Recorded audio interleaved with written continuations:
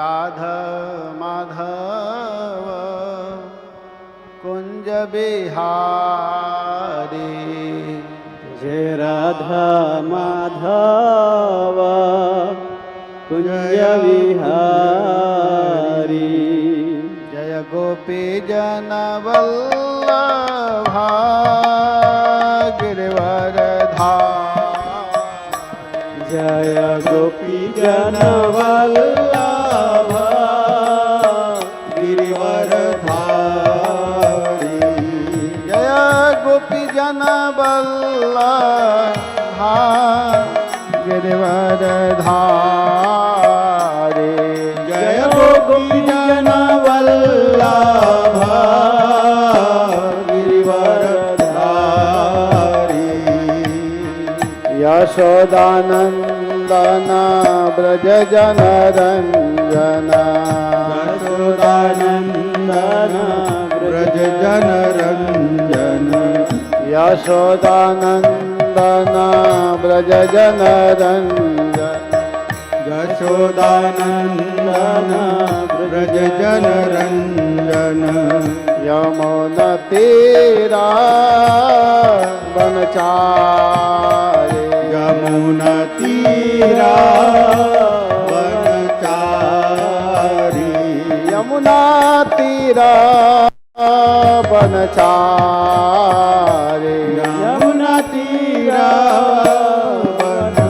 बनचारी जय राधा माधव कुंज बिहारी जय राधा माधव कुंज बिहारी जय राधा माधव कुंज बिहारी जय राधा माधव कुंज बिहारी हरे कृष्णा कृष्णा कृष्णा हरे हरे हरे राम राम राम हरे हरे हरे कृष्णा कृष्णा कृष्णा हरे हरे हरे राम राम राम हरे हरे हरे कृष्णा कृष्ण कृष्णा हरे हरे हरे राम राम राम हरे हरे हरे कृष्णा कृष्णा कृष्णा हरे हरे हरे राम राम राम हरे हरे जय राधा माधव राधा माधव राधे जय राधा माधव राधा माधव राधे जय जगन्नाथ जगन्नाथ बलदेवा जय सुभद्रा जय जगन्नाथ जगन्नाथ बलदेव जय सुभद्रा जय जय प्रभुपाद प्रभुपाद प्रभुपाद प्रभुपाद जय जय प्रभुपाद प्रभुपाद प्रभुपाद प्रभुपाद जय राधा माधव भगवान की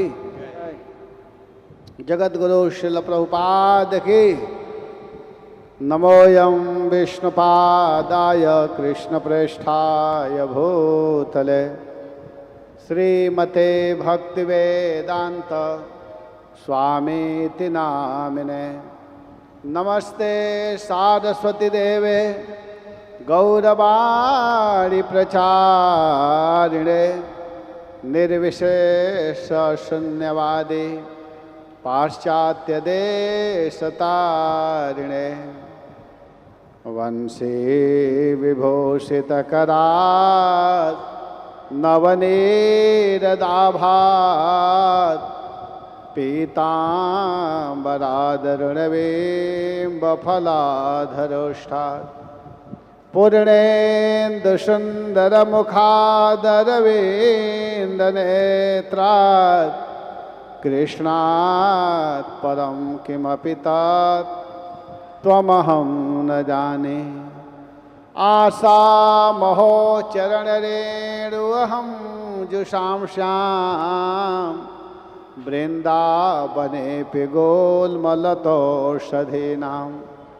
यादोस्त्यजं स्वजनमार्यपथं च हित्वा भेजोर्मुकुन्दपदवीं श्रुतिभिर्मृग्याम्। जय श्रीकृष्ण चैतन्य प्रभो नित्यानंद श्री अद्वैत गदाधर श्रीवासादि गौर भक्तवृंद। हरे कृष्णा कृष्णा कृष्णा हरे हरे, हरे राम राम राम हरे हरे। ओम नमो भगवते वासुदेवाय।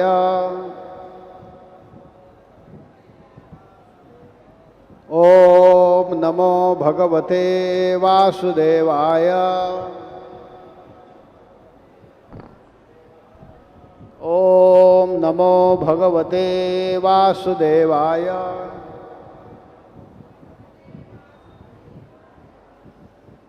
हरे कृष्णा। तो यहाँ पर आप लोग विगत 6 दिन से कथा सुन रहे हैं और भी पहले कथा सुने हैं। तो आज इस कथा का लगभग 7वां दिन है। तो आप लोग ध्यानपूर्वक जो भी भक्त आ रहे हैं भगवान के विषय में धैर्य के साथ में कथा सुन भी रहे हैं और सुनना भी चाहिए। तो यहाँ पर जो मथुरा लीला का वर्णन किया जा रहा है, कल आप लोग सुन रहे थे कि किस प्रकार भगवान श्याम सुंदर अपने मित्र उद्धव को मथुरा में है लेकिन ब्रज का याद करते हुए भेजे। और उद्धव जी ब्रज में जा कर के नंद बाबा, मैया यशोदा, ग्वाल, गोप, गोपी सबको समझाने का प्रयास किए। लेकिन जब गोपियों के विचार को उद्धव जी ने सुना तो उद्धव जी को खुद गलानी होने लगा। उद्धव जी खुद विचार किए कि अरे मैं क्या कह रहा था।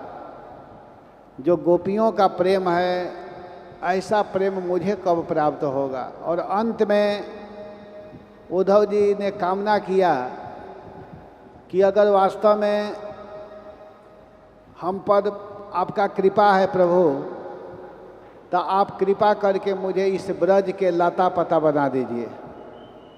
क्योंकि जब ब्रज की धूली मेरे ऊपर पड़ेगा तो मेरा जीवन सफल हो जाएगा। देखिए, सब कुछ अपने पास हो लेकिन भगवान की भक्ति न हो, साधुओं की कृपा न हो, तो किसी काम का धन दौलत नहीं है। सबसे बड़ा संपत्ति, सबसे बड़ा धन अगर कुछ है तो वो है भगवान के आश्रय में रह करके अपने को जीवन को बिताना। अगर अपने जीवन को भगवत चरणों में लगा करके अगर कोई बिता रहा है तो भले उसके पास सांसारिक दृष्टि से धन न हो, लेकिन आध्यात्मिक दृष्टि से वह व्यक्ति बहुत बड़ा धनी है। भागवत के महात्मा में कहा गया है कि सकल भुवन मध्य निर्धनास्ते पिधन्यः निवसति हृदयेषां भक्ति सूत्रोपनद्धम हरि अपि निजलोकं सर्वथा तो विहाय प्रविशति हृदयेषां भक्ति सूत्रोपनद्ध। लौकिक दृष्टि से भले वह निर्धन दिखाई दे रहा है, लेकिन वह व्यक्ति अगर भगवान का भजन कर रहा है, भगवान का नाम गा रहा है, भगवान की आश्रय में है, तो सबसे धनी है। क्यों? क्योंकि उसकी भजन की प्रभाव, भक्ति की प्रभाव ऐसी होती है कि इस पृथ्वी पर बैठ कर के वह भजन करता है और भक्ति की डोरी इतने तेज गति से बढ़ कर जाती है कि भगवान के चरणों में जाकर के वह डोरी कृष्ण चरणों को लपेट लेती है और भगवान अपने निज धाम को छोड़ करके सीधे उस भक्त के हृदय में आकर के विराजमान हो जाते हैं, निवास करने लगते हैं। तो बताइए भक्ति का कितना बड़ा प्रभाव है, कितना बड़ा महत्व है। इसलिए हम लोगों को भक्ति भजन करना चाहिए। हरे कृष्णा कृष्णा कृष्णा हरे हरे, हरे राम राम राम हरे हरे। ये भजन का प्रभाव है, यह भक्ति का प्रभाव है कि भक्ति के बल से, भजन के बल से भगवान को वश में किया जाता है। भगवान भक्ति के प्रभाव से, भजन से प्रभावित होकर के वश में हो जाते हैं भगवान। तो इसलिए हम लोगों को भजन जरूरी है, भगवान का नाम जरूरी है, भगवत नाम के आश्रय में रहना चाहिए। भगवान का जो आश्रय है यह स्वीकार करने से ही हम लोगों का मन एकाग्र होगा।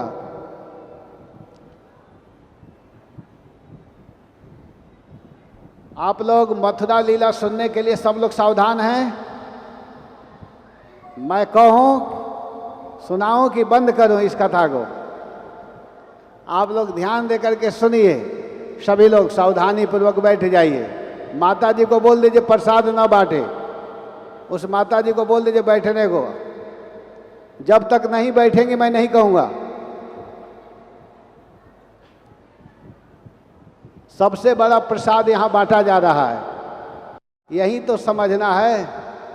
इसी को समझाने के लिए हम लोग आते हैं, हम लोगों का काम यही समझाना है। कब क्या करना है इसको जानना जरूरी है। जब भागवत कथा होती है तो सारे कार्य को बंद करके सुनना चाहिए। आप लोगों को यही बताने के लिए हम लोग आते हैं और हम लोग का काम यही है बताना। ध्यान दे करके सुनिए, सभी लोग सावधान होकर के सुनिए। बोलिए हरे कृष्णा। ये मंत्र शांत कराने के लिए बोल रहा हूं। हरे कृष्णा कृष्णा कृष्णा हरे हरे, हरे राम राम राम हरे हरे।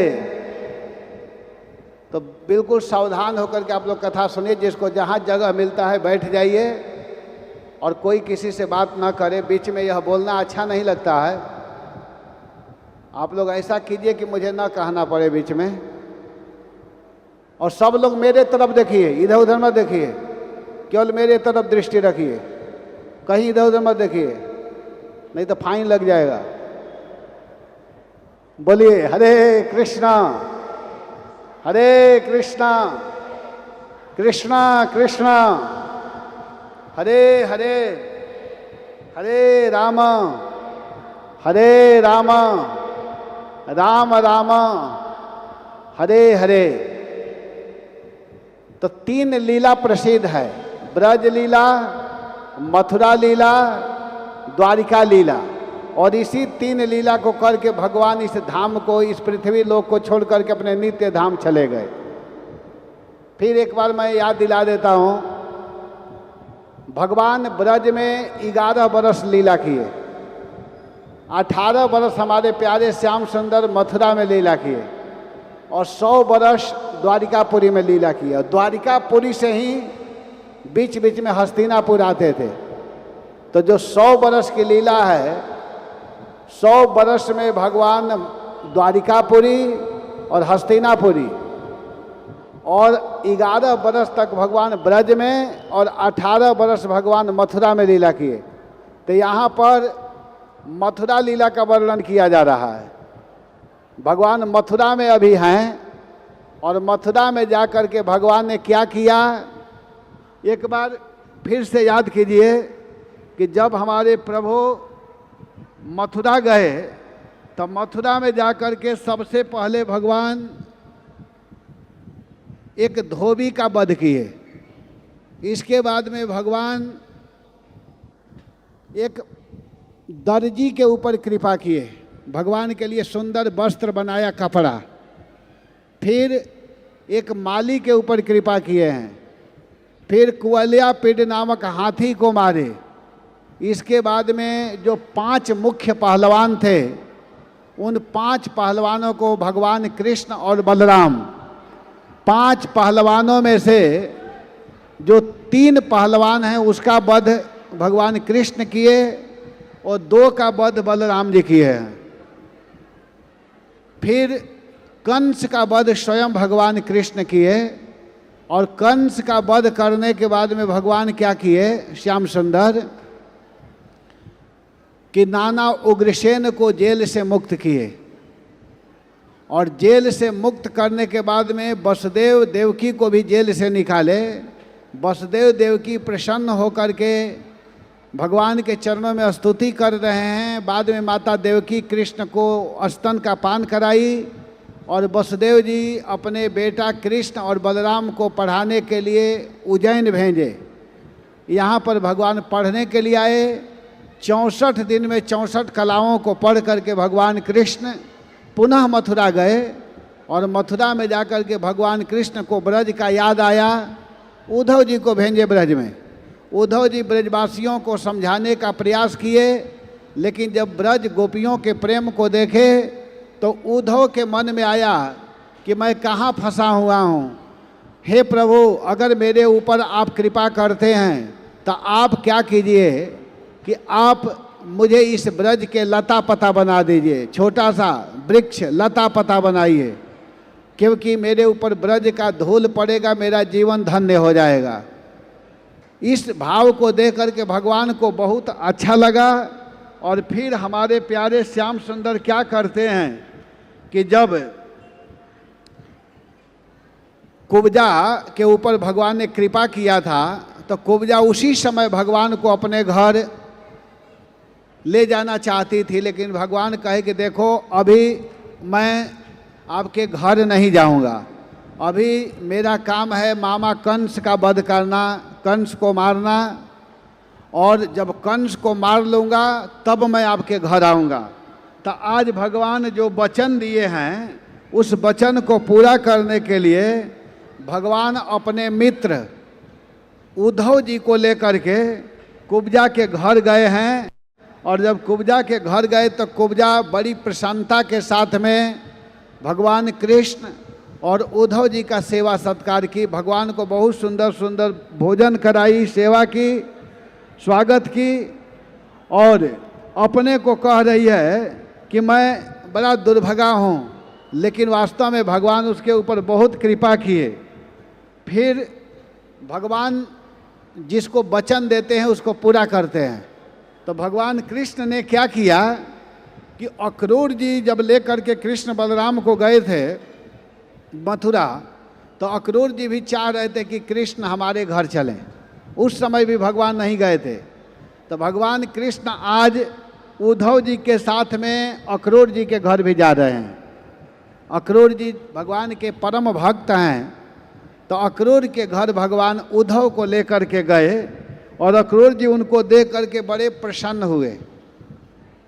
भगवान को देख करके खुश हो रहे हैं। भगवान को देख करके हम लोगों को भी खुश होना चाहिए, प्रसन्न होना चाहिए। और खुश होने का मतलब यह है कि भगवान की सेवा करनी चाहिए, भोग लगाना चाहिए, भगवान को नित्य प्रणाम करना चाहिए।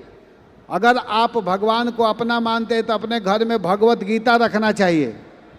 आप सभी के घर में भगवत गीता है कि नहीं? बताइए सभी लोग, जिसके घर में है वो हाथ उठावे, केवल झूठ मत बोलना यहाँ। अब रख दीजिए, जिसके घर में नहीं है वो हाथ उठाइए। किसके घर में नहीं है बताइए? किसके घर में भगवत गीता नहीं वो हाथ उठाएं। केवल 2-3 लोगों के घर में नहीं है, ठीक है। तो जिसके घर में नहीं है वो भी भगवत गीता ले जाएं, और जिसके घर में है वो भी ले जाएं। क्यों? क्योंकि अपने इष्ट मित्र सगी संबंधियों को पेड़ा के जगह पर भगवत गीता देना चाहिए। जो प्रेम से आप लोग मिठाई ले जाते हैं देने के लिए, तो मिठाई से ज़्यादा फायदा करेगा अगर भगवत गीता उन लोगों को भेंट देंगे, तो इसको भेंट देना चाहिए। तो भगवान इससे ज़्यादा प्रसन्न होते हैं। भगवान के वाणी को, भगवान के शब्दों को दूसरे को सुनाने का जो अवसर प्रदान करता है, उसके ऊपर भगवान प्रसन्न होते हैं। और भगवत गीता का मतलब ही है भगवता गीयते इति भगवत गीता, जिसको भगवान कृष्ण ने गाया है, जिसको भगवान कृष्ण ने बोला है, उसको भगवत गीता कहते हैं। और उस भगवत गीता को अगर कोई पढ़ता है, कोई सुनता है, कोई दूसरे को सुनाता है, कोई दूसरे को देता है, तो भगवान श्री कृष्ण की विशेष कृपा उसके ऊपर होती है। तो आज भगवान प्यारे श्याम सुंदर अपने मित्र उद्धव जी के साथ में अक्रूर जी के घर गए हैं। और जब अक्रूर जी देखे तो बहुत खुश हुए, प्रसन्न हुए, और प्रसन्न होकर के विधिवत पूजा किए। और इसके बाद में क्या होता है कि भगवान के चरण को, आज कृष्ण के चरण को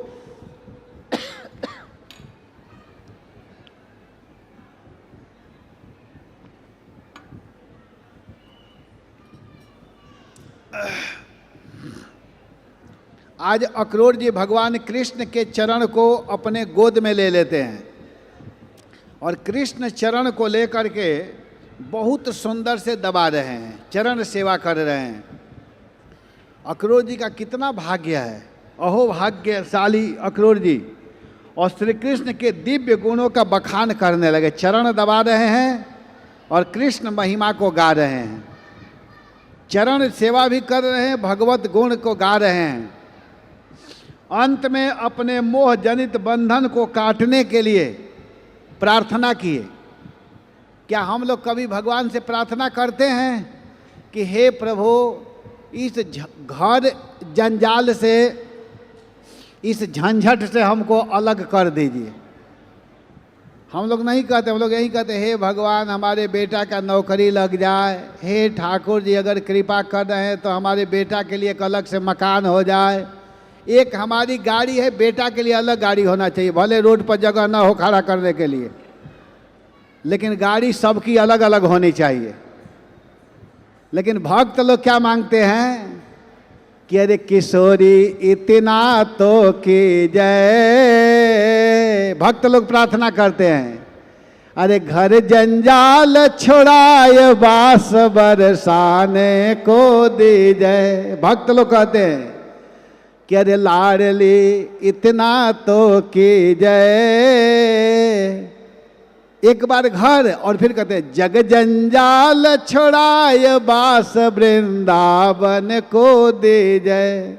और हम लोग क्या कहते हैं कि हे भगवान आप इतना कृपा कीजिए कि सुख संपत्ति घर आवे। थोड़ा सा भगवान के लिए कुछ लेकर के जाते हैं, बाजार में जाते हैं, मार्केट में, तो दुकान ढूंढते हैं कि सबसे सस्ता वस्तु कहाँ मिलेगा, क्योंकि वो भगवान को देना है ना। सबसे सस्ता वाला केला कहाँ मिलेगा ढूंढते हैं, और जब ढूंढ करके लाते हैं तो क्या कहते हैं, एक आरती बड़ा प्रसिद्ध है, भगवान के सामने आकर कहते हैं ओम जय जगदीश हरे, और फिर क्या बोलते हैं, सुख संपत्ति घर आवे कष्ट मिटे तन का। हे स्वामी मेरा कष्ट समाप्त हो जाए और मेरे घर में सुख संपत्ति आए, और आप सड़ा हुआ केला खा करके बीमार हो जाइए। और हमारे घर में सारा एकदम सुख संपत्ति। और फिर क्या गाते हैं कि तेरा तुमको अर्पण क्या लागे मेरा। एक नंबर के झूठे हैं लोग। क्या बोलते हैं? तेरा तुमको अर्पण क्या लागे मेरा। भगवान का केवल एक केला खरीदने भरी धन है। आपको कितना धन दिए हैं, लेकिन उसमें से थोड़ा सा पैसा से सामान खरीदते हैं और मांगते क्या है कि सुख संपत्ति घरे आवे, सारा सुख संपत्ति मेरे घर में आ जाए। क्योंकि जानते हैं प्रभु, इस वस्तु को खरीदने में पूरा शहर ढूंढना पड़ा, केवल एक ही ठेला दिखाई दिया सस्ता वाला। बड़ा मेहनत पड़ा। भगवान को भी मूर्ख बनाते हैं, लेकिन भगवान कभी मूर्ख नहीं बनते हैं। भगवान देख करके हंसते हैं, कहते हैं देखिए ये क्या समझ रहा है मुझको।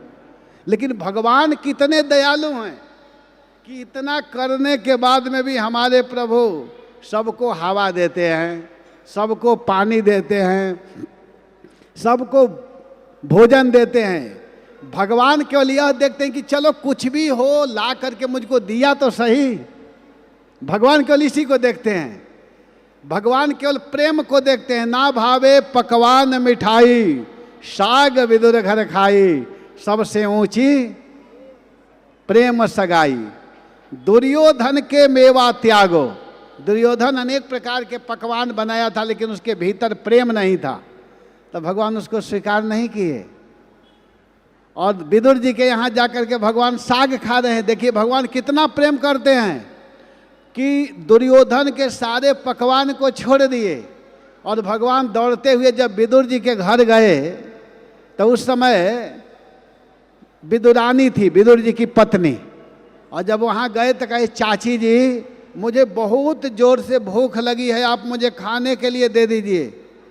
जब विदुरानी देखी कि मेरे यहाँ कृष्ण आए हैं तो इतने प्रेम में विह्वल हो गई कि घर में केला था, उस केला को लेकर के आई और प्रेम में इतना बसीभूत है, प्रेम उसके हृदय में ऐसे उमड़ रहा है कि प्रेम में होकर के उसको यह ध्यान नहीं है केला को छील करके केला के भीतर जो हलवा रहता है उसको तो नीचे फेंक रही है और छिलका को खिला रही है। और भगवान बड़े प्रेम से खा रहे हैं, बड़े आनंद में खा रहे थे। उसी समय विदुर जी आ गए और विदुर जी आए तो कहे तुम क्या कर रही हो, लेकिन वो भाव में होकर के खिला रही है। भगवान इशारा कर रहे हैं विदुर को, चाचा जी शांत शांत, लेकिन वो इतने भाव में है, खिला रही है और भगवान खा रहे हैं। लेकिन जब विदुर जी आकर के उसके हाथ को पकड़ लिया, कहे तुमको समझ में नहीं आ रहा है, तुम क्या कर रही हो, केला के जगह पर केला का छिलका खिला रही हो। तब उसका ध्यान आया, और जब ध्यान आया तब क्या करती है कि अब छिलका फेंक करके और भीतर का जो है मीठा वाला जो उसको खिला रही है। तो भगवान खा रहे हैं तो क्या कर रहे हैं कि वो स्वाद नहीं आ रहा है जो स्वाद इससे पहले आ रहा था। इससे आप लोग समझ लीजिए कि भगवान को वस्तु की आवश्यकता नहीं है, भगवान को प्रेम की जरूरत है। इसीलिए भगवत गीता में भगवान बोले हैं 9वां अध्याय में कि पत्रम पुष्पम फलम तोयम यो में भक्त्या प्रयक्षति तदहम भक्ति प्रहितम। अगर वह भक्ति के साथ में प्रेम के साथ में मुझको देता है तो मैं उसको स्वीकार करता हूँ। तो हम लोगों को भक्ति के साथ में भगवान का भजन करना चाहिए, प्रेम के साथ में। यहाँ अक्रूर जी के यहाँ जब भगवान गए हैं तो अक्रूर जी बड़े प्रेम के साथ में भक्ति के साथ में भगवान के चरण को दबा रहे हैं और कहते हैं कि हे नाथ, हे स्वामी, आप मेरे ऊपर ऐसा कृपा कीजिए कि मेरा सारा मोह जनित जो बंधन है, मोह के कारण जो हम बंधन में फंसे हुए हैं कि यह मेरा है, यह मेरा है। यहाँ सब लोग कहते हैं तू मेरा है, तू मेरा है। यह झगड़ा तुम मिटा दोगे तो क्या होगा, दशा मुझे दीन के भगवान संभालोगे तो क्या होगा। हे प्रभु, आप इस बंधन से हमको मुक्त कर दीजिए। तो भगवान अक्रूर के इस प्रेम को, इस भक्ति को देख करके कहे कि चाचा जी, आपको यह मोह जनित जो बंधन है बाधित नहीं करेगा, आप चिंता मत कीजिए, क्योंकि मेरी कृपा आपके ऊपर है। आप निश्चिंत रहिए। और इतना कहने के बाद में भगवान को स्मरण हो आया, किसका? अपनी बुआ जी का। भगवान की बुआ कौन है? कुंती महारानी। भगवान तुरंत अक्रूर जी से कहते हैं, चाचा जी अब आप क्या कीजिए कि यहाँ से आप हस्तिनापुर जाइए। उनको स्मरण हो आया कि अरे अरे हमारी बुआ के 5 लड़के हैं और मेरी बुआ किस प्रकार होगी, उसका समाचार लेना जरूरी है। तो भगवान कृष्ण अक्रूर जी को भेजते हैं हस्तिनापुर, कहे कि आप जा करके देख करके आइए कि धृतराष्ट्र किस तरह का व्यवहार कर रहे हैं। जैसे अपने 100 बच्चों से प्रेम करता है वैसा अपने हमारे 5 भाइयों से कर रहा है कि नहीं, मेरी बुआ से प्रेम कर रहा है कि नहीं, जाओ देखो। और अक्रूर जी गए, और जब अक्रूर जी गए भगवान कहे कि जैसा व्यवहार करता होगा सब बात आकर के मुझको बताना, कुछ भी छिपाना मत। तो अक्रूर जी गए हैं और अक्रूर जी हस्तिनापुर गए।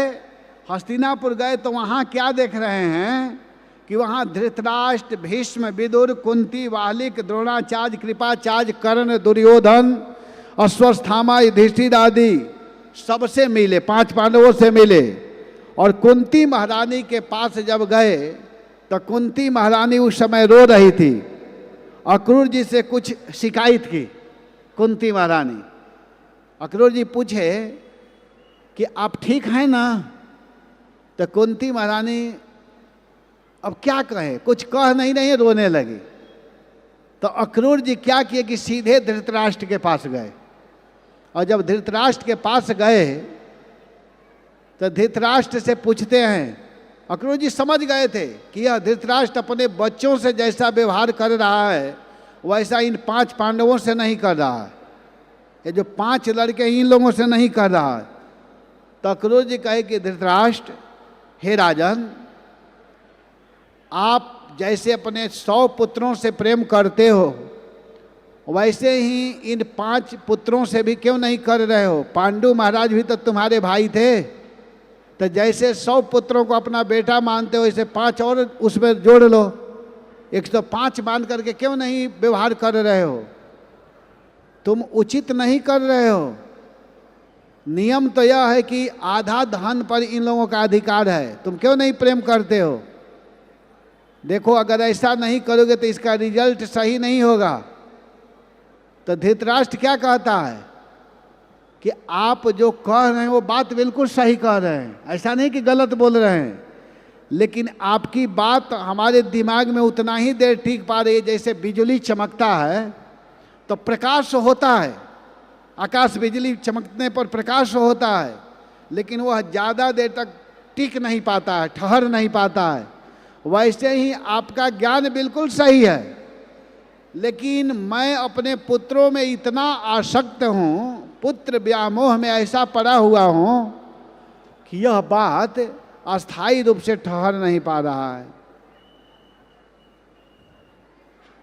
तब धृतराष्ट्र के बात को जब अक्रूर जी सुने तो कहे कि देखो नहीं ठहर पा रहा है ना, तो बड़ा इसका रिजल्ट गड़बड़ होगा। तुम जो सोच रहे हो कि मैं अपने पुत्रों को सुखी कर दूंगा, तो ऐसा नहीं होता है। जीव इस संसार में एक प्रसूयते जंतु एक एव प्रलीयते, एको न भुंक्ते सुकृत एक एव ही दुष्कृतम। इस संसार में जीव अकेले आता है। जितने लोग हम लोग यहाँ बैठे हुए हैं अथवा और कोई भी जीव जो है इस संसार में अकेले जन्म लेता है, और जब मरना होता है तो अकेले मरता है। सुख दुख भी अलग अलग अकेले भोगता है। ऐसा नहीं कि आपको कष्ट है तो आपके भाई उसको भोग लेगा, आपके माता पिता भोग लेंगे, नहीं, पति पत्नी भोग लेंगे, बहन भोग लेगी, कोई नहीं भोगेगा। जीव अपने कर्म का फल स्वयं भोगता है। को न काऊ के सुख दुख कर दाता, निज कृत कर्म भोग सब भ्राता। सारा जीव अपने कर्म का फल भोगता है, और जैसा कर्म करता है शरीर छोड़ने के बाद धर्मानुगो गच्छति जीव एक, वह जीव जैसा आचरण किया है उसके अनुसार जीव इस संसार को छोड़कर के अकेले जाता है। इस संसार को छोड़ करके जैसा कर्म किया उसके अनुसार उसको शरीर मिलता है, और मरने के बाद जब मरता है तो जो बहुत प्रेम करते हैं, कुछ लोग घर तक रहते हैं, कुछ श्मशान तक जाते हैं, लेकिन जलाने के बाद में वह जीव अकेले अपने कर्मानु गो गच्छति जीव एक, जीव जैसा कर्म किया है उसके अनुसार वह यात्रा करता है, जाता है। तो तुम ऐसा क्यों व्यवहार कर रहे हो? कौन बोल रहे हैं? अक्रूर जी। किससे बोल रहे हैं? धृतराष्ट्र से। कि एक सूयते जंतु एक एव प्रलीयते, एको न भुंक्ते सुकृत एक एव ही दुष्कृतम। इसलिए आप ऐसा व्यवहार मत करो। लेकिन धृतराष्ट्र बिल्कुल नहीं समझा, और जब नहीं समझा तो भगवान कृष्ण के पास अक्रूर जी मथुरा आए, और आ करके भगवान कृष्ण को सब कुछ बता दिए कि हे कन्हैया, हे कृष्ण, अक्रूर का व्यवहार, अक्रूर जी कहते हैं कि धृतराष्ट्र का जो व्यवहार है यह उचित नहीं है। धृतराष्ट्र अपने पुत्रों से तो प्रेम कर रहा है और पांडवों के प्रति विषमता का व्यवहार कर रहा है। इतना सुनते ही भगवान कृष्ण कहे, अच्छा। भगवान कृष्ण मन ही मन अब सोच लिए कि मैं अपने भाइयों को न्याय दिला करके ही मानूंगा। हमारे पांचों पांडव भाइयों के साथ में इस तरह का व्यवहार कर रहा है धृतराष्ट्र। और इधर क्या होता है, आगे की कथा कहते हुए कह रहे हैं कि जब कंस का वध हो गया था, कंस जब मारा गया था, तो कंस के मरने के बाद में कंस की 2 पत्नी थी। कंस के पत्नी का नाम था अस्ति और प्राप्ति। अस्ति प्राप्तिश्च कंसस्य। कंस के 2 स्त्रियां हैं, एक का नाम है अस्ति और दूसरे का नाम है प्राप्ति। तो वे दोनों स्त्रियां कंस के वध होने के बाद में वे दोनों रोते हुए अपने पिता जरासंध के पास पहुंची। जरासंध मगध का रहने वाला, बिहार का रहने वाला था। वहाँ पहुंची और रो रही है, दुखी है। जरासंध कहा कि बेटी तुम लोग चिंता मत करो, हमारे दामाद को तुम्हारे पति का वध कृष्ण किया है ना, मैं कृष्ण को छोड़ूंगा नहीं। और इतना कह करके जरासंध 23 अक्षौणी सेनाओं को लेकर के बिहार से मथुरा में प्रवेश किया। मथुरा के पास एक वन है जिसका नाम है लोहवन। लोहवन गए हैं? लोहवन एक जगह है जमुना के उस पार, मथुरा के पास में लोहवन है। तो लोहवन के पास में जरासंध अपने सेनाओं को लेकर के आया, और जब आया तो कृष्ण और बलराम क्या किए, 23 अक्षौणी सेनाओं को लेकर के आया है। और कृष्ण बलराम सबको पकड़ करके वध किए, सबको मारे। और मारने के बाद में बलराम जी जरासंध को पकड़ लिए। जब बलराम जी ने जरासंध को पकड़ा, उसी समय भगवान कृष्ण आते हैं और आकर के जरासंध को पकड़े हुए बलराम से कहते हैं कि भैया बलराम, आप इस जरासंध को मत मारिए। तो बलराम जी कहे क्यों? ये तो हम लोग का दुश्मन है, अभी अभी 23 अक्षौणी सेनाओं को लेकर के आया मथुरा पर आक्रमण करने के लिए, और आप कह रहे हो कि मत मारो। क्यों न मारूं? ये दुष्ट है, इसको मारना जरूरी है। तो भगवान कृष्ण कहते हैं कि भैया आप समझ नहीं रहे हैं, जरासंध को मत मारिए, जरासंध को छोड़ देते हैं हम लोग। बलराम जी कहे क्यों? तो भगवान कृष्ण कहते हैं कि देखिए, जरासंध के छोड़ने से हम लोगों को बहुत बड़ा लाभ होने वाला है, बहुत बड़ा फायदा होने वाला है। बलराम जी कहे क्या फायदा होने वाला है? तो कृष्ण कहते हैं कि यह दुष्ट है, और जब दुष्ट बच करके जाएगा तब फिर संसार के जितने हुड, जितने बदमाश, जितने अधर्मी लोग हैं, सबको पकड़ करके यहाँ लाएगा और हम लोग घर बैठे मारते रहेंगे, हम लोग को कहीं जाना नहीं पड़ेगा। भगवान कृष्ण ने कहा। कि घर बैठा वध करेंगे, घर बैठे मारते रहेंगे, इसलिए आप इसको छोड़ दीजिए। तो भगवान कृष्ण का जो विचार है, भगवान कृष्ण का जो मत है, बलराम को बहुत अच्छा लगा। और बलराम जी ने क्या किया कि जरासंध को छोड़ दिया।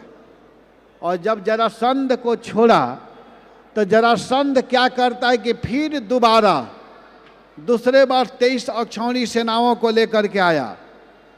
1 साल बाद लेकर के आता था और भगवान कृष्ण और बलराम घर बैठे उन बदमाशों को मारते थे।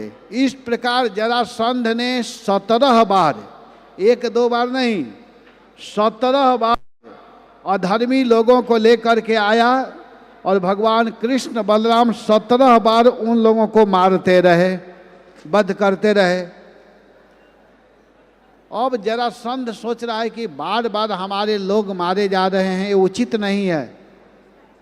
अब जरासंध बैठे बैठे विचार कर रहा है कि मुझे क्या करना है।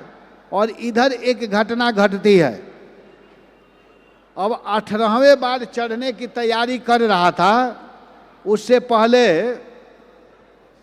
हुआ क्या कि एक यवन, यवन कहते हैं मुसलमान को, आप लोगों को नाम है उसे यवन का, क्या नाम है आप लोग बताइए, किसी को मालूम हो तो क्या नाम है?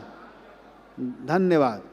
इसीलिए सबको सुनना जरूरी है, इतने लोगों में केवल उनको मालूम है, प्रभु जी को, इसीलिए कथा सुनना जरूरी होता है।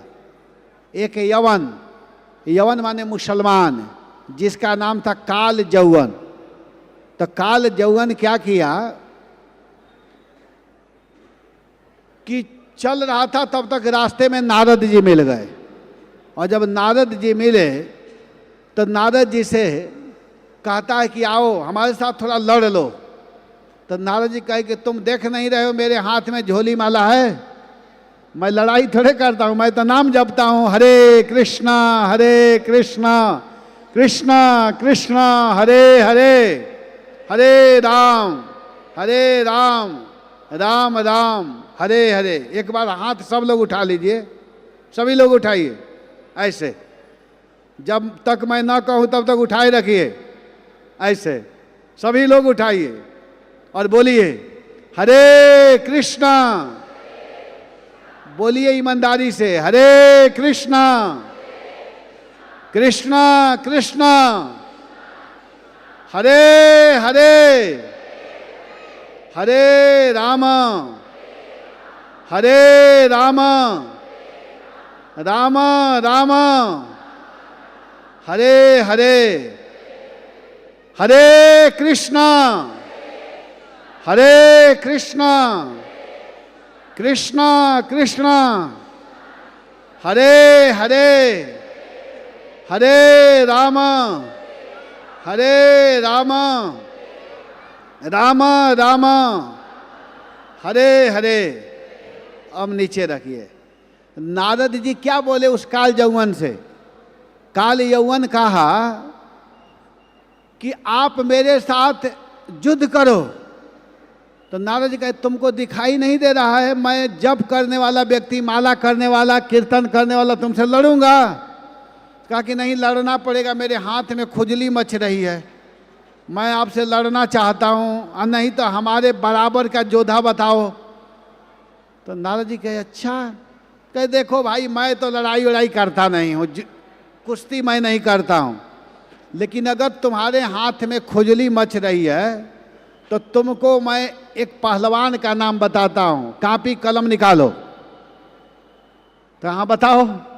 तो नारद जी कहे कि देखो लिखो, मैं बता रहा हूँ वो कैसा है।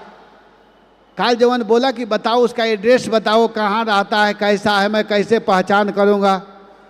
तो नारद जी ने कहा कि लिखो, वो पहले तो सांवला है, उसका रंग सांवला है, वो मोर का पंख धारण करता है और हमेशा बांसुरी बजाता रहता है, कहीं भी रहता है तो बंसी बजाता है।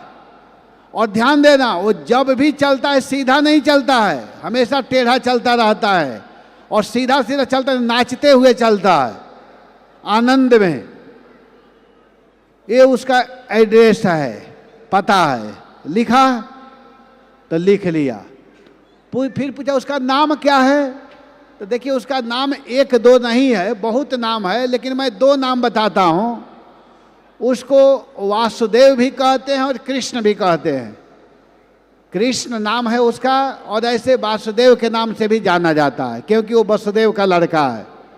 तो रहता कहाँ है, तो अभी वर्तमान में मथुरा में रह रहा है। जाओ, अब वह काल यौवन क्या किया कि अब कागज लेकर के कोई दिखाई देता था तो मिलाता था, लेकिन तब तक जा रहा था वहीं भगवान बंसी बजाते हुए मथुरा से निकल रहे थे, आ रहे थे, तब तक काल यौवन देखा। अरे सांवला तो यही है, मोर का पंख भी धारण किया है, बंसी भी लिया है, ये सीधा नहीं चल रहा है, नाच रहा है, त्रिभंग ललित में खड़ा हो जा रहा है। कहे भाई तुम्हारा क्या नाम है, तुम कृष्ण हो क्या? तो कहे हाँ मैं कृष्ण हूँ। आपको वासुदेव भी कहते हैं? तो कहे हाँ। तो ठीक है, तुम मेरे साथ युद्ध करो, लड़ो। तो भगवान कहे कि तुमको दिखाई नहीं दे रहा हूं, मैं छोटा हूं, तुम कितना मोटा तगड़ा बड़ा है, मैं तुमसे लड़ूंगा?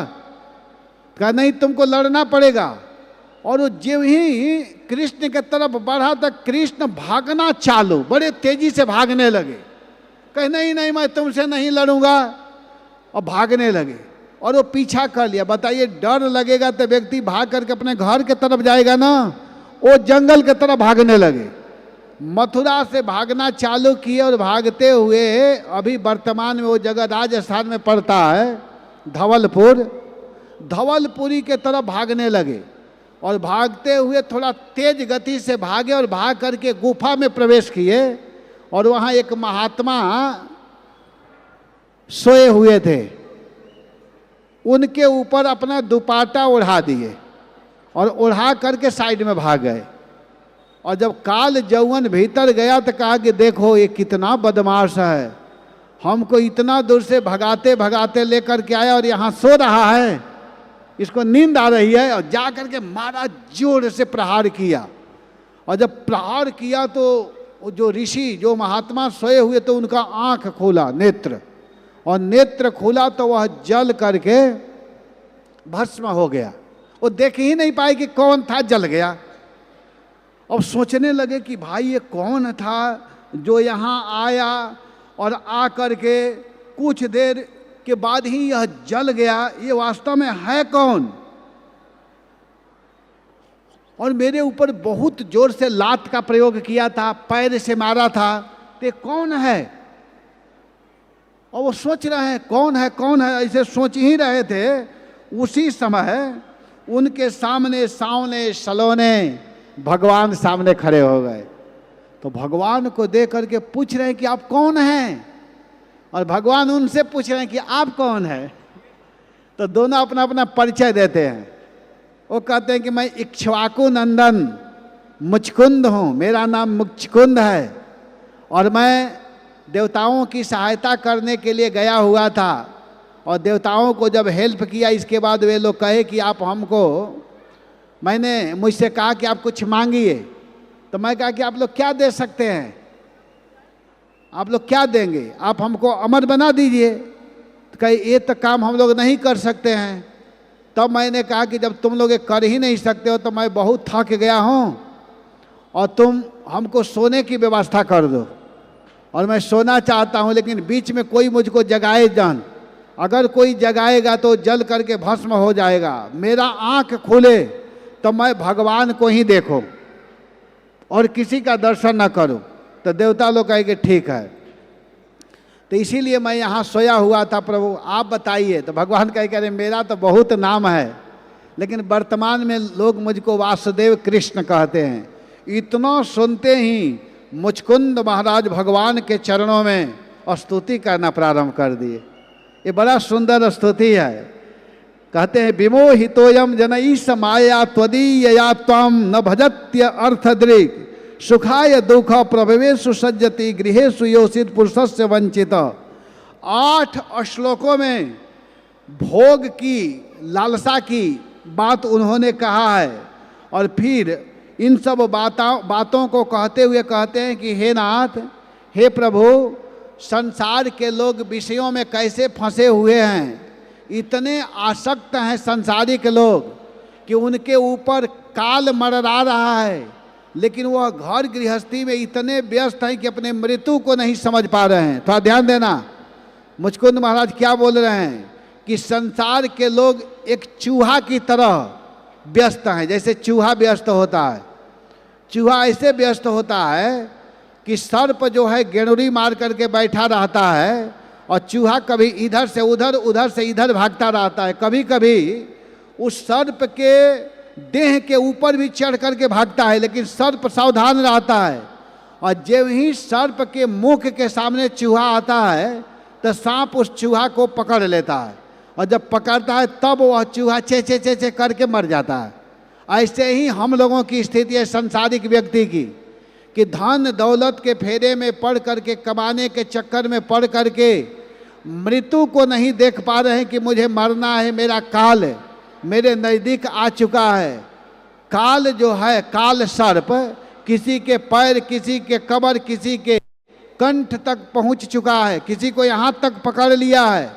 लेकिन फिर भी हम संसार के काम धंधे में लगे हुए हैं और अपने मृत्यु को नहीं समझ पा रहे हैं।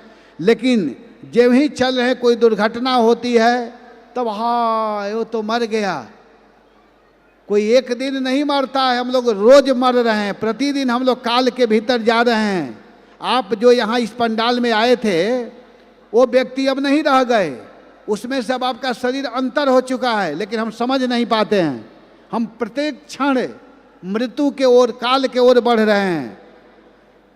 तो मुचकुंद महाराज कहते हैं कि हमको बहुत बड़ा आश्चर्य हो रहा है प्रभु।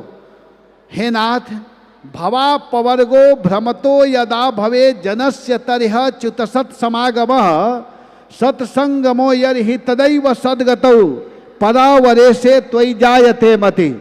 कह रहे हैं कि भवा पवर्गो, जब इस संसार को पार करने का समय आता है, भव माने इस संसार को पार करने का समय आता है, तब हमें सत्संग मिलता है, तब हमको साधु अच्छे लगते हैं, भगवान की कथाएं अच्छी लगती है। अगर समझ ली कि जिस व्यक्ति को भगवान की कथा अच्छी नहीं लग रही है, जिस व्यक्ति को भगवान के कथा में मन नहीं लग रहा है, जिस व्यक्ति को साधु लोग अच्छे नहीं लगते हैं, जिस व्यक्ति को भगवान अच्छे नहीं लग रहे हैं, तो समझिए कि वह व्यक्ति अभी 84 लाख जोनी में आने वाला है। भले वह मनुष्य है, इस बार मनुष्य बन करके आया, फिर सर्प बनेगा, बिच्छू बनेगा, सुअर बनेगा, कुत्ता, गधा, बिल्ली, पेड़ पौधा, ये सब जन्मों में जाना पड़ेगा। जब व्यक्ति को भगवान की कथा, भगवान का प्रसाद, भगवान के भक्तों का संग, भगवान का धाम यह अच्छा लगने लगे, तो समझो कि वह व्यक्ति अब भगवान के निकट हो रहा है, भगवान का प्यारा हो रहा है, भगवान उसको अपना रहे हैं, भगवान के निकट हो जा रहा है।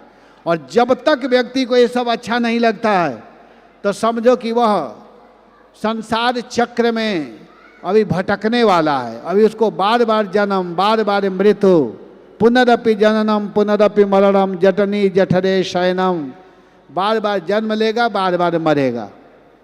अभी संसार चक्र में ही आता रहेगा।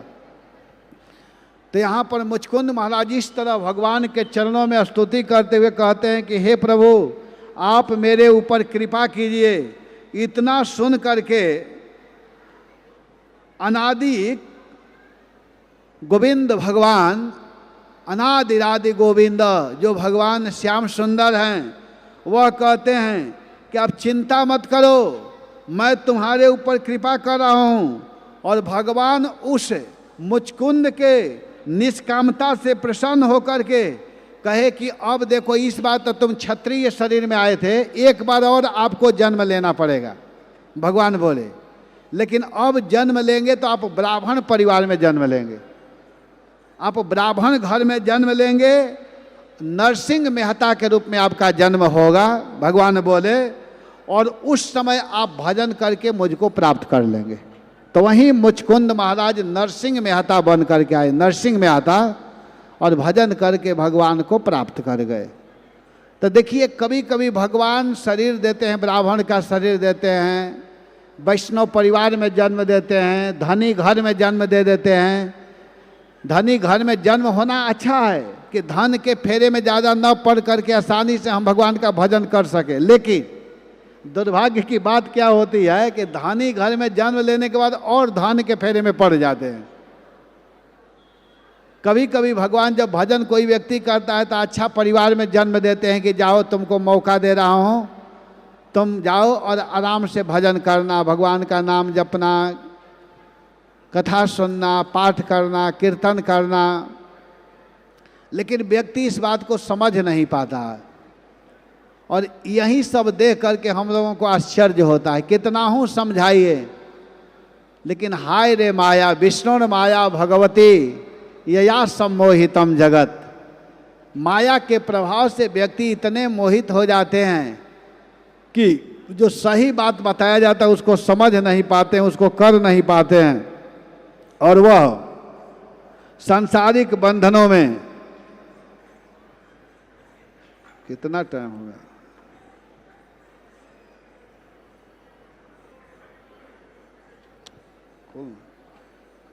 सांसारिक बंधन में फंसे रहते हैं। उनके ऊपर संसार का बंधन जो है पड़ा रहता है। माया को स्वयं पकड़ते रहते हैं, माया के फेरे में पड़े रहते हैं। तो भगवान ने मुचकुंद महाराज के ऊपर कृपा किया, और मुचकुंद महाराज के ऊपर जब भगवान कृपा कर दिए तब फिर आगे की कथा बता रहे हैं। आगे के कथा वर्णन करते हुए कह रहे हैं कि देखिए अब हुआ क्या कि वहीं जरासंध फिर 18वें बार जरासंध चढ़ाई किया। और इस बार जरासंध जब गया तो जानते हैं कैसे गया? इस बार कहा कि मैं बार बार जाता हूँ और बार बार मेरे लोग पराजित होते हैं, मैं हार करके आता हूँ, और रोज़ मैं ब्राह्मणों को दान करता रहता हूँ, ब्राह्मणों को मैं खिलाता हूँ, पिलाता हूँ, सुख सुविधा देता हूँ। किस दिन के लिए, किस रात्रि के लिए? ये ब्राह्मण लोग क्या करेंगे? इस बार मैं ब्राह्मणों को आगे करूँगा। अगर पहले मारे जाएंगे तो ये ब्राह्मण लोग मरेंगे, इसके बाद हमारे मंत्री, हमारे सैनिक लोग मरे, लेकिन इस बार जितने ब्राह्मण हैं उनको हम आगे करेंगे। तो जब प्लान बना करके ब्राह्मणों को लेकर के चला तो ब्राह्मण लोग भगवान के चरणों में वहीं से प्रार्थना किए कि हे नाथ, हे गोविंद, इस बार दुष्ट जरासंध हम लोगों को आगे करके जा रहा है, हम लोग आपसे युद्ध करना नहीं चाहते हैं, अब आप देख लीजिए आपको क्या करना है। हम लोग नहीं चाहते हैं आपसे लड़ना। क्या साधु लोग भगवान से लड़ेंगे? ब्राह्मण लोग, वैष्णव लोग लड़ेंगे? ब्राह्मण कहते हैं कि हे प्रभु, यह दुष्ट है। देखिए हम लोगों के मन में लड़ने की भावना नहीं है, लेकिन यह हम लोगों को आगे कर रहा है। अब आप समझिए आप क्या करेंगे। इसके सामने अगर हम लोग धनुष बाण नहीं उठाते हैं, अस्त्र शस्त्र नहीं उठाएंगे, तो यह दुष्ट खुद हम लोगों को मार देगा। अब हम लोग को क्या करना है? तो भगवान इस जगत में किस लिए आते हैं? भगवान के अवतार का अनेक कारण है। भगवान एक ही कारण से नहीं, भगवान अनेक कारण से इस संसार में आते हैं। भगवान के आने का अनेक कारण है। कहा गया है कि वर्णन आता है कि भगवान विप्रधेनु सुर संत हित लीन मनुज अवतार। विप्रधेनु, विप्र कहते हैं ब्राह्मण को, धेनु कहते हैं गाय को। विप्रधेनु सुर संत हित लीन मनुज अवतार, निज इच्छा निर्मित तनु माया गुण गोपाल। भगवान इस जगत में ब्राह्मणों के लिए गायों के लिए विप्र, धेनु, सुर, सुर कहते हैं देवता, देवताओं के लिए और संत वैष्णवों के लिए। विप्रधेनु सुर संत हित लीन मनुज अवतार, भगवान मनुष्य रूप में आते हैं।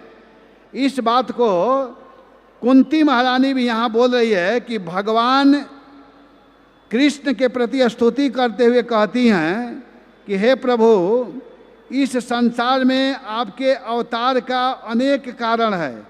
अनेक कारणों में क्या क्या बता रही हैं कि हे पुण्य श्लोक, प्रभु आपके कीर्ति के विषय में मैं क्या बताऊं। आप इस संसार में वसुदेव देवकी के प्रार्थना से देवताओं की रक्षा और दुष्टों के विनाश के लिए आपका अवतार हुआ। दुष्टों के पाप से डूबते हुए पृथ्वी को बचाने के लिए आपका अवतार हुआ। ब्रह्मा ने जब प्रार्थना किया तो उस प्रार्थना को सुन करके आप अविद्या को नाश करने के लिए, अज्ञानियों को नष्ट करने के लिए, आप इस जगत के हित के लिए आपका अवतार हुआ है। लेकिन आपके अनेक अवतार के कारण है, लेकिन उन अनेक अवतार के कारणों में मुख्य कारण यह है कि विप्रधेनु सुर संत हित लीन मनुज अवतार। आप ब्राह्मणों के हित के लिए, वैष्णवों के कल्याण के लिए, अनुग्रहाय भक्तानाम सुपुण्यम व्यतनोत यश, भक्तों के ऊपर कृपा करने के लिए आप अवतार लिए हैं। तो आज हम लोगों को यह दुष्ट आगे करके चल रहा है, आप हमारी रक्षा कीजिए, हमारे धर्म की भी रक्षा हो जाए, हमको बाण और अस्त्र शस्त्र का प्रयोग आपके ऊपर न करना पड़े। अगर हम आपके ऊपर बाण छोड़ देंगे तो फिर क्या धर्म का पालन कर पाए? हम नहीं कर पाएंगे। जीवन भर आपके नाम का जप किए हैं, हरे कृष्णा कृष्णा कृष्णा हरे हरे, हरे राम राम राम हरे हरे। जीवन भर हम माला जपे हैं, पूजा किए हैं, और आज इस दुष्ट ने हम लोगों के हाथ में अस्त्र शस्त्र दे रहा है लड़ने के लिए। तो हे प्रभु, हमारी धर्म की रक्षा आप स्वयं कीजिए कि आप धर्म संस्थापनार्थाय संभवामी जुगे जुगे, आप धर्म की रक्षा के लिए अवतार लिए हैं। तो हमारा धर्म बिल्कुल सुरक्षित रहे, इसका भी केयर आपको ही करना है। आप ही इसकी रक्षा कर सकते हैं, और कोई दूसरा नहीं कर पाएगा। ये दान तो जरूर दिया है हम लोगों को, लेकिन आज यह थोड़ा भी विचार नहीं कर रहा है, हम लोगों को आगे कर दिया। तो भगवान कहे कि आप लोग चिंता मत करो, तुम लोगों के कहने से पहले मैं व्यवस्था कर चुका हूँ। भगवान क्या किए हैं कि द्वारिकापुरी का निर्माण विश्वकर्मा जी से करवा चुके हैं।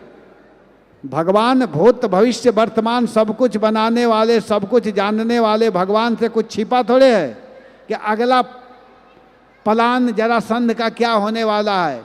भगवान पहले ही विश्वकर्मा को कहे कि तुम एक पुरी का निर्माण करो, द्वारिकापुरी। और भगवान प्यारे श्याम सुंदर मथुरा के जितने अपने भक्तगण हैं, जितने मथुरा के लोग हैं, सबको सुरक्षित पहले ही भगवान द्वारिकापुरी में भिजवा दिए। वहाँ पर अब कोई नहीं है। कृष्ण बलराम जब सभी लोगों को भेज दिया, और इधर क्या हुआ कि जरासंध उन ब्राह्मणों को आगे करके चल रहा है कि आज अगर मारे जाएंगे तो ब्राह्मण मारे जाएंगे।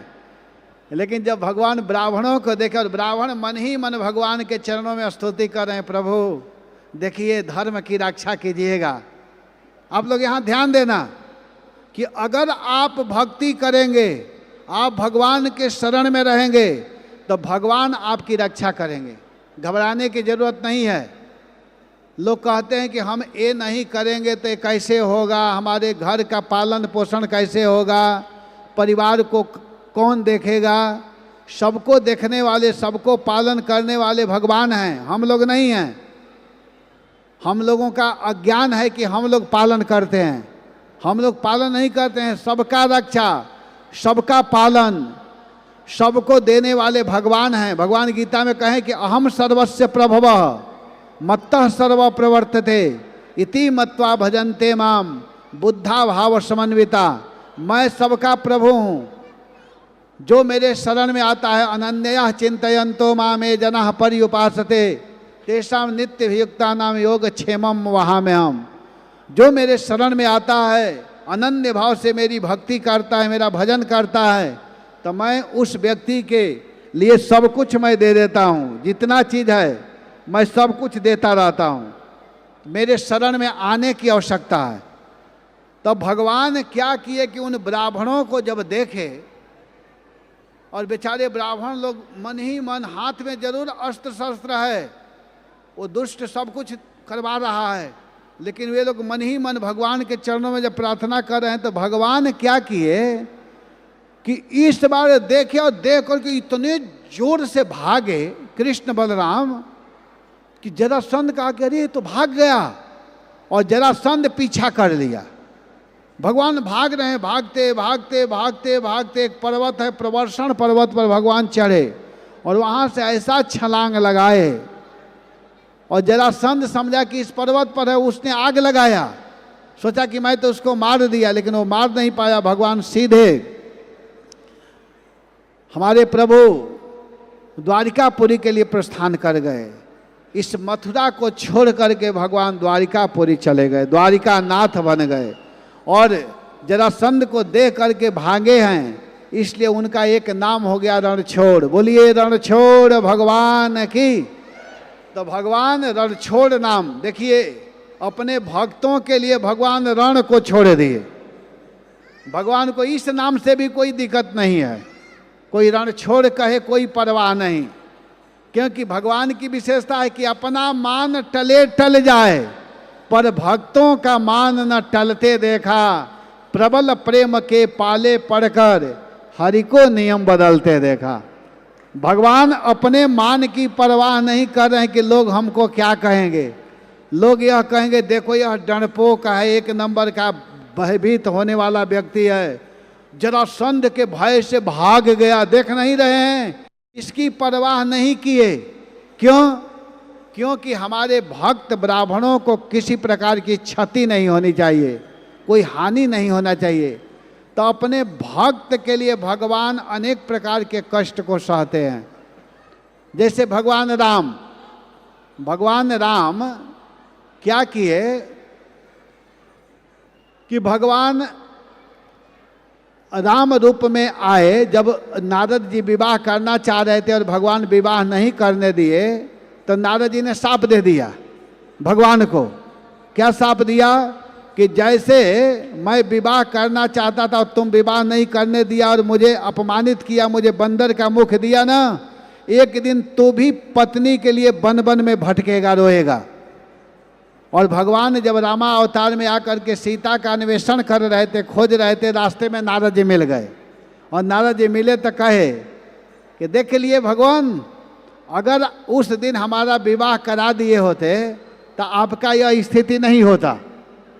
तो भगवान कहते हैं कि अरे नारद, ये क्या दुख है, ऐसे हजारों बार मुझे कष्ट भोगना पड़े, जंगल में आना पड़े तो मुझे परवाह नहीं है, लेकिन मेरे भक्तों को कष्ट नहीं होना चाहिए। तुम्हारे जैसे भक्त की रक्षा के लिए मैं सदैव तत्पर रहता हूँ।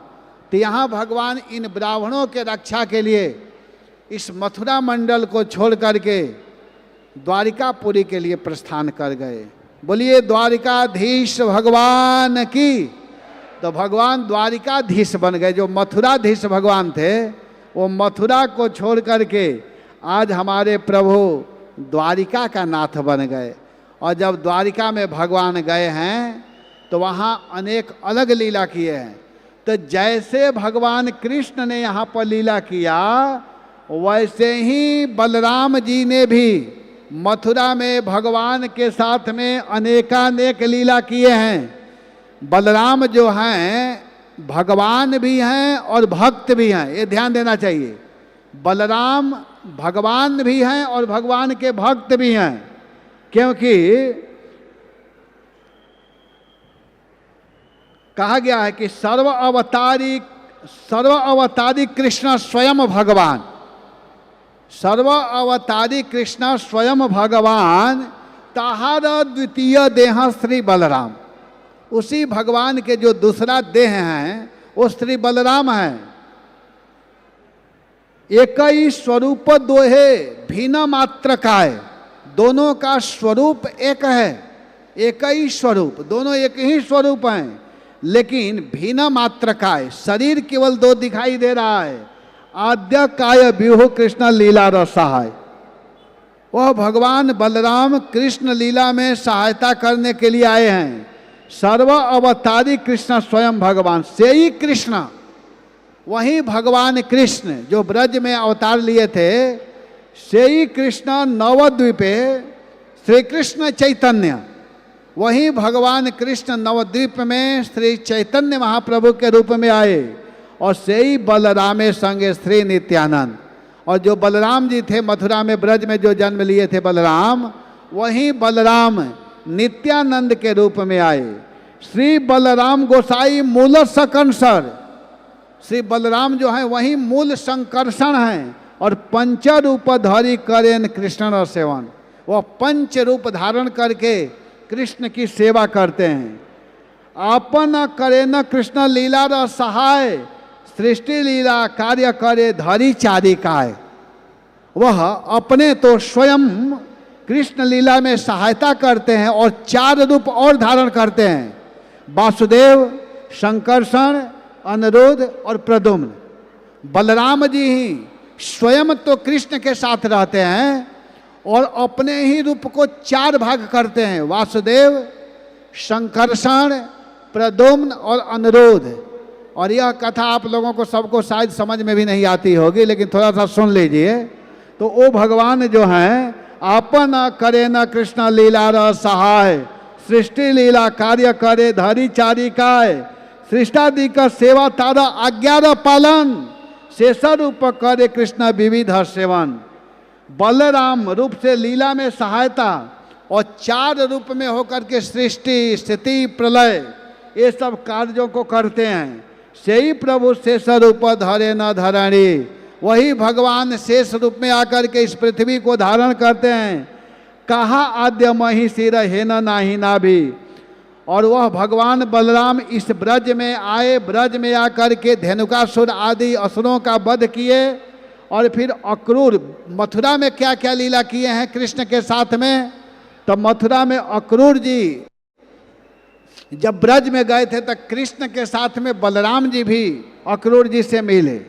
और इतना ही नहीं, कंस के संदेश को सुन करके कृष्ण भी हंस रहे हैं और साथ में बलराम भी हंस रहे हैं। फिर जब कुवलिया पीठ का उद्धार हुआ उस समय भी बलराम जी साथ में हैं। जब 5 पांडवों का वध हो रहा, 5 जो पहलवानों का वध हो रहा था, उस समय 2 पहलवान का वध बलराम जी ने किया। गुरुकुल में जब निवास करने की बारी आई तो उस समय भी भगवान कृष्ण के साथ में बलराम जी आए और आकर के यहाँ पर निवास किया। तो इन सब लीलाओं में भगवान बलराम भी कृष्ण के साथ में वैसा ही सहायता किए हैं। और भगवान श्री कृष्ण बलराम दोनों भाई मथुरा से द्वारिकापुरी के लिए प्रस्थान किए और द्वारिका में जा कर के अब अनेकानेक लीला किए हैं। द्वारिका में भगवान कृष्ण 16,108 विवाह किए हैं। भगवान के मुख्य पत्नियों में सबसे पहली पत्नी है रुक्मिणी जी। दूसरी 32 वर्ष की अवस्था में भगवान ने रुक्मिणी जी के साथ में विवाह किया। और 1 वर्ष के बाद में लड़के हुए प्रद्युम्न। जब भगवान का उम्र 33 वर्ष का था तब प्रद्युम्न का जन्म हुआ। और 53 वर्ष की अवस्था होते होते भगवान ने 16,108 विवाह कर लिए थे।